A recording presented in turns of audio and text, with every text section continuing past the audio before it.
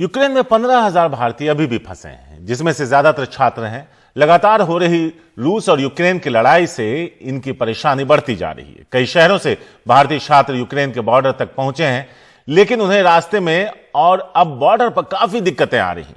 Ukraine Poland सीमा पर शेहयानी border पर बड़ी तादाद में छात्र फंसे हैं और वो लगातार मदद की गुहार लगा रहे हैं। इसके अलावा रोमानिया, हंगरी, स्लोवाकिया के बॉर्डर पर भी सैकड़ों छात्र जमा हैं।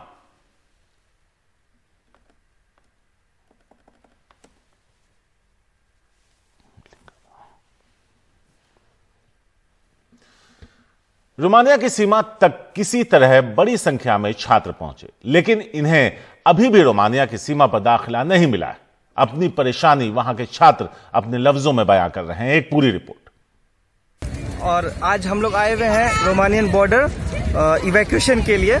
इसका हम लोग को नोटिफिकेशन आया था एम्बेसी से कि आप लोग बॉर्डर तक कम से कम पहुंच जाइए। 4 बॉर्डर हम लोगों को बताया गया था, रोमानियन, हंगरी, पोलैंड और स्लोवाकिया।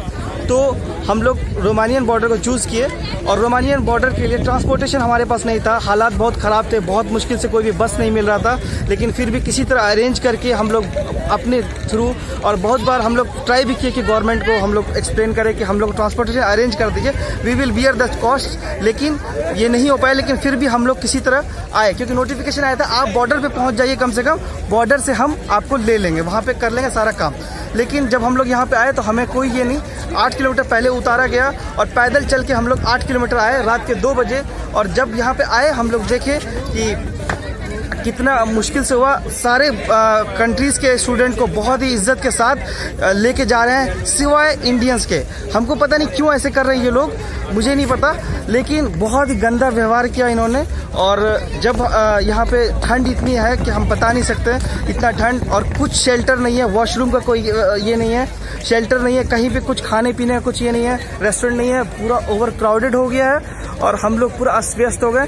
और सब कंट्रीज़ के स्टूडेंट एकदम बहुत इज्जत से, बहुत अच्छे तरीके से वो लोग को निकाला जा रहा है, लेकिन हम लोग को बहुत ही गलत व्यवहार और कोई इज्जत नहीं, कुछ नहीं। और कोई ऑफिशियल अभी भी हम लोग से बात करने के लिए नहीं आया। और यहाँ पे हम लोग बहुत दुखी हैं इंडियन गवर्नमेंट से। हमें विश्वास नहीं हो रहा कि हमारे गवर्नमेंट हमारे साथ इस तरह धोखा करेगी। तो वो ये बता रहे हैं कि वहां उन्हें किसी तरह की सहूलियत नहीं मिल रही और ना ही भारत सरकार की तरफ से कोई वहां मौजूद है। बात यही नहीं रुकती है, यूक्रेन की सीमा के पास छात्रों के साथ मारपीट का भी आरोप लगा है। यूक्रेन के सुरक्षा बलों ने उन पर हाथ उठाया। ये तस्वीर आप देखिए, एक छात्र को एक सुरक्षा बल का जवान लातों से धक्का मारता हुआ नजर आ रहा है।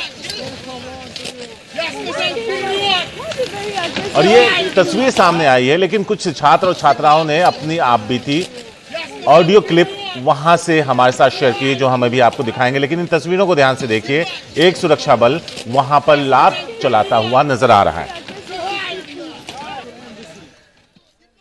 यूक्रेन के शेहयानी बॉर्डर से भारतीय छात्रा ने अपनी ऑडियो क्लिप भेजकर हालात को बयां किया, जिसका जिक्र अभी हम कर रहे थे कि किस तरह से उसके साथ वहां पर यूक्रेन के जवान पेश आ रहे हैं। सुनिए। खोला था, यूक्रेनियंस को घेर लिया था और सिर्फ यूक्रेनियंस को अंदर भेज रहे थे। हम लोग ने बाद में काफी प्लीड किया हमारे साथ, हमारे इंडियन बॉयज ने काफी प्लीड करने के बाद उन्होंने सिर्फ इंडियन गर्ल्स को पहले एक्सेप्ट किया और उसके बाद पुलिस आई और पुलिस ने बहुत मारा इंडियन बॉयज को मारने के बाद दे इवन टॉर्चर्ड बॉयज। और टॉर्चर कैसे किया, जिसको आस्थमा था उसको स्टम करके हम सबको दिखाया कि हाउ ही इज ब्रेथलेस।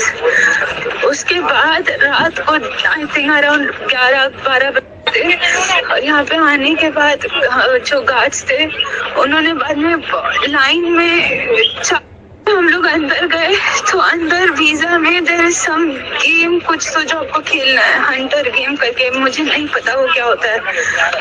उधर जाने के बाद वो रॉड लेके खड़े थे, गन लेके खड़े थे और फिर उसके बाद हमें उन्होंने बोला कि this is you have to, आपको ये गेम खेलना है, उससे वीजा मिलेगा। और जो लोग वहाँ पे थे उनको लात से मारा है, हाथ से मारा है, लड़का लड़की कुछ नहीं देख रहे यहाँ पे। यूक्रेन के बॉर्डर इलाके में भारतीय छात्रों की पिटाई की खबर के बाद अब लगता है भारतीय सरकार ने कुछ तत्परता दिखाई है। यूक्रेन सरकार की तरफ से ऐलान किया गया है कि भारतीय छात्रों को देश से बाहर निकालने के लिए शेहयानी पर 10 स्पेशल बसों का इंतजाम किया गया है, जो उन्हें पोलैंड बॉर्डर तक पहुंचाएंगे और यह सेवा तब तक जारी रहेगी जब तक सभी लोगों को निकाल नहीं लिया जाता। इन बसों का इंतजाम सरकारी खर्चे पर किया गया है। शेहयानी बॉर्डर पर भारतीय एम्बेसी की तरफ से अपने लोगों के लिए टेंट और खाने पीने के इंतजाम का भी दावा किया गया है। जो भारतीय छात्र और नागरिक मुश्किलों का सामना करते हुए पोलैंड सीमा में दाखिल हो गए, उनके लिए भारतीय दूतावास की तरफ से स्पेशल इंतजाम करने का दावा है। अभी यहां से उनको देश भेजा जा रहा है।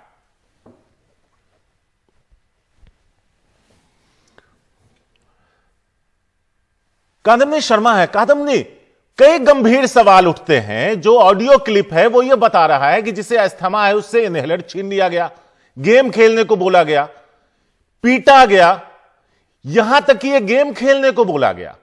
जो बाकी छात्र हैं वो कह रहे हैं कि उनसे एम्बेसी वालों ने कहा कि आप बॉर्डर तक आ जाइए, हम आपका इंतजाम करते हैं। वहां कोई मौजूद नहीं है। उनका कहना है दूसरे छात्रों को उनके देश वाले इज्जत के साथ ले जा रहे हैं। यह बात समझ में आता है कि युद्धग्रस्त यूक्रेन के खास इलाकों में जहां लड़ाई चल रही है वहां मदद नहीं पहुंच सकती, लेकिन बॉर्डर तक खुद परेशानियों से जूझते हुए जब छात्र पहुंचे तो वहां तो यह इंतजाम हो सकता था ना। देखिए शारिक, जो जानकारी मिली है उसमें बहुत बड़ी टीमें नहीं हैं एमए की। वहां पर 2-2 लोग हैं अधिकतर टीमों में, और शायद ये वजह रही है कि मुश्किलें हो रही है। दूसरी चीज जो साफ तौर पर कही गई थी वो ये कि आप हमें बता कर आएं, और कई जगहों पर छात्र काफी परेशान हैं, डरे हुए हैं, इसलिए पहले बॉर्डर पर पहुंच गए हैं।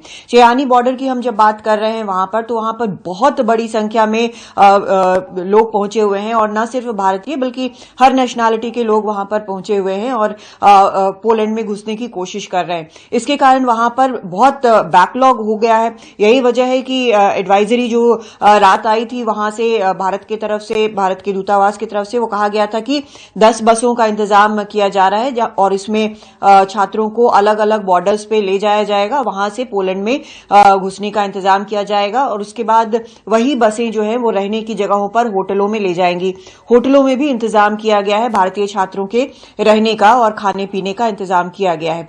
लेकिन निश्चित तौर पर जो हालात हैं, जो बहुत कॉम्प्लेक्स हालात हैं, उसको देखते हुए ये साफ नजर आ रहा है कि ये अभी पूरी तरह से हो नहीं पा रहा है। छात्र परेशान है वहां पर, और जो तस्वीरें जो आरोप छात्र लगा रहे हैं, ऐसे ही आरोप मिडिल ईस्ट के लोग और जो अफ्रीकन नागरिक हैं जो वो भी लगा रहे हैं। उनका आरोप रेसिज्म का आरोप है उनका, कि इस तरह से उनके साथ व्यवहार किया जा रहा है। कुछ भारतीय छात्रों ने यह भी कहा कि उनको ये कहा गया कि यूक्रेन का साथ यूएन में भारत ने नहीं दिया, इस तरह के भी आरोप लग रहे हैं। लेकिन सबसे बड़ा फैक्टर यह है कि संख्या बहुत ज्यादा है, और वहां पर जिस तरह का केओस फैला हुआ है, तो अभी तक लग नहीं रहा है कि बहुत सुचारू स्थिति हो पाई है भारतीयों को वहां से इवैक्यूएट करने की। हालांकि कोशिशें लगातार जारी हैं। शारिक, कादम्नी, आप विदेश मंत्रालय लंबे वक्त से कवर करती हैं। हंगरी हो, पोलैंड हो, रोमानिया हो, वहां के बॉर्डर पर वहां का भारतीय राजदूत तो होगा, वहां उनके ऑफिशियल्स भी होंगे।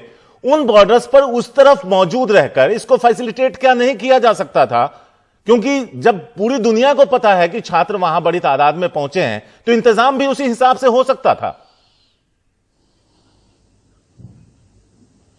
देखिए शारिक, अभी तक हमको जो जानकारी आई है वहां से कि टीमें डेप्यूट की गई हैं, राजदूत वहां पर हैं, ऐसी जानकारी नहीं है। लेकिन जो सीनियर अधिकारी हैं वहां पर, वो वहां पर 2-2 की टीमें जो हैं, जो कॉन्टैक्ट पर्सन्स हैं, वो वहां पर मौजूद हैं। अब वहां बाकी जगहों पर, पोलैंड की सीमा पर तो समझ में आता है जहां के बारे में एडवाइजरी जारी हुई कि बहुत ज्यादा भीड़ है वहां पर, इसलिए मदद करने की कोशिश की जा रही है। लेकिन बाकी जगहों पर क्या हुआ है अभी इसकी साफ जानकारी हमको है नहीं। वहां से भी शुरू से कहा जा रहा था कि ये 4 जो देश हैं उनके बॉर्डर से इवैक्यूएट करने की कोशिश की जाएगी। अब वहां पर क्या समस्या उत्पन्न हुई है, किस तरह की समस्या है, हम इसको ढूंढने की कोशिश कर रहे हैं कि आखिर वहां पर हुआ क्या, जिसके कारण इन बॉर्डर्स पर भी छात्र अटक जा रहे हैं। शारिक, तो कादम्नी, उम्मीद यह की जानी चाहिए कि इन तस्वीरों के सामने आने के बाद भारत सरकार ने इस पर एक कड़ा रुख अख्तियार किया होगा। संक्षेप में बिल्कुल, यूएनएससी में भी आपने सुना भारत के एम्बेसडर को, उन्होंने कहा कि जिस तरह से हालात बन गए हैं, हमें अपने नागरिकों को, खासकर छात्रों को इवैक्यूएट करने में बहुत परेशानी आ रही है और हम बहुत चिंतित हैं। तो निश्चित तौर पर कल रात में भी पीएम ने बैठक की थी, तो निश्चित तौर पर ये इस पर नजर है, कोशिशें जारी होंगी, लेकिन जमीन पर हालात क्या है ये अभी थोड़ा मुश्किल है कहना। शुक्रिया कादम ने इस पूरी जानकारी के लिए।